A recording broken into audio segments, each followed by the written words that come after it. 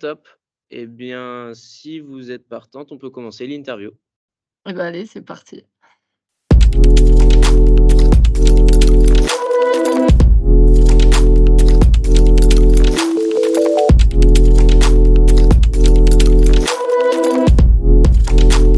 Bah, je m'appelle Coralie Duché, j'ai 36 ans, j'ai un parcours d'ancienne, joueuse de football de haut niveau, notamment à l'Olympique Lyonnais, mon club formateur. Après, je suis partie à l'étranger, en Suisse et au Danemark. Au Danemark, j'ai eu une grosse blessure qui a mis fin à ma carrière. Depuis, j'ai pas mal, retrouvé, on va dire, des compétences, suite à d'autres sports, adaptées pour, pouvoir, retrouver des capacités physiques et un équilibre.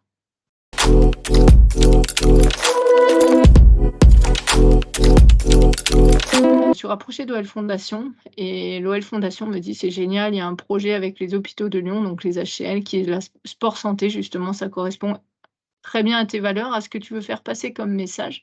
Donc pourquoi pas aller les voir et leur demander si ça les intéresse, ton profil, le projet et le défi et finalement voilà, ça a matché et l'objectif est de outre, le fait de, traverser le Danemark et à mon avis, ça sera plus de 600 kilomètres, c'est de ramener des dons pour la bonne cause et c'est de partager l'expérience et c'est de démontrer que tout le monde est capable de, c'est-à-dire qu'on n'a pas besoin d'avoir été sportif de haut niveau, on n'a pas besoin d'être, perfectionniste et vraiment, d'avoir des capacités à 150 dans un sport pour pouvoir se challenger et trouver un équilibre. Alors ça peut être par le sport, ça peut être par la culture, ça peut être par les côtés artistiques, ça peut être pas mal de choses pour rebondir sur des problématiques de santé, des problématiques personnelles, des problématiques de job et aussi donc c'est tout ça qu'on va essayer de transmettre. C'est pour ça que je pars pas toute seule justement, parce que souvent, les gens me disent, «Ouais, mais tu as été sportif de haut niveau, donc c'est facile pour toi» ou du moins c'est plus facile,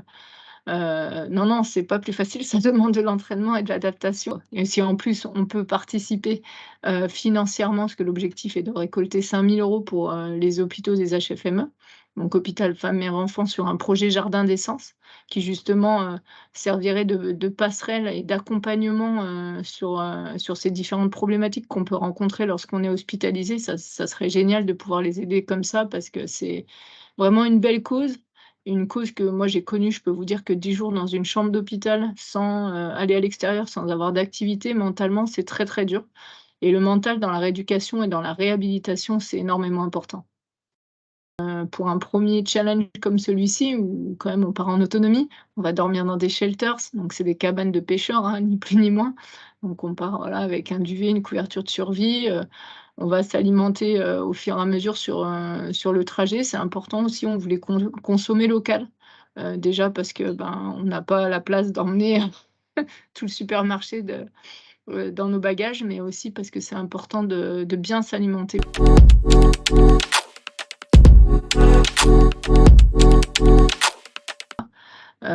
Moi, je suis plutôt dans l'équilibre, faire passer des messages concrets, tels que je vais le faire passer au Danemark, c'est-à-dire, donner l'envie, donner de la motivation, montrer que c'est réalisable, avec plaisir surtout et qu'on peut, à notre niveau, voilà, apporter quelque chose, soit à soi-même, soit à autrui, soit à la planète.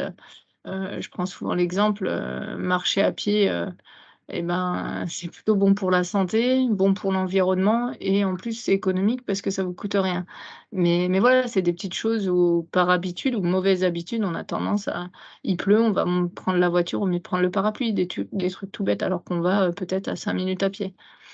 Donc c'est des choses, chacun peut agir en fonction de ses capacités, en fonction de sa volonté aussi. Après il y a des aspects qui peuvent être, plus poussés, chose que moi j'ai pu faire, quand je suis allée voyager avant Covid au Bénin, où on m'a dit: «Viens, on va courir dans la ville, dans Cotonou», donc la capitale, pour ramasser les sachets plastiques.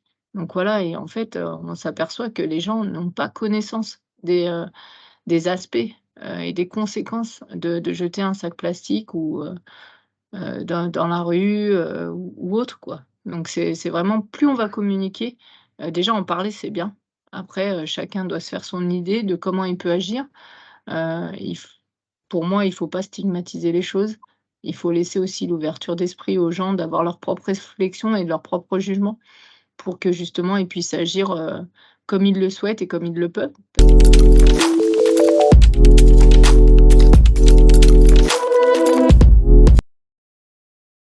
Essayer de marcher, je dirais, le plus possible, quand on le peut, quand on n'a pas de contraintes de temps, pas de contraintes, qui et pas se laisser appeler par la voiture, s'il pleut, mais plutôt le parapluie.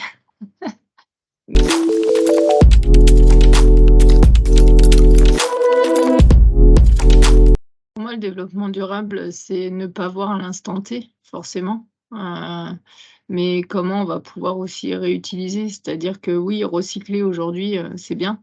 Recycler, des matériaux, des matières premières, c'est bien, mais après comment, justement, durablement, on va pouvoir continuer à les recycler? Si c'est pour recycler, on fabrique quelque chose pour pouvoir le recycler une seule fois, finalement, pour moi, je me dis: «C'est pas si durable que ça».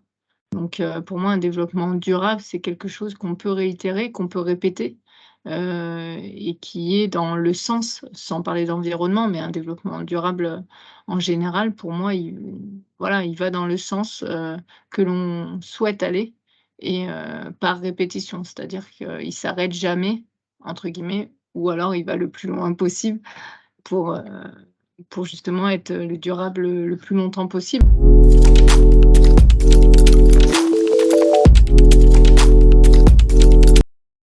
Je dirais que la chance, elle se provoque, ça c'est pas nouveau, on entend partout qu'il faut pas baisser les bras, qu'il y a des hauts, des bas dans la vie, qu'il faut pas croire que faut pas penser en tout cas que la vie c'est toujours tout rouge, toujours positif et que si on a des fois du négatif, c'est ce qui nous fait grandir.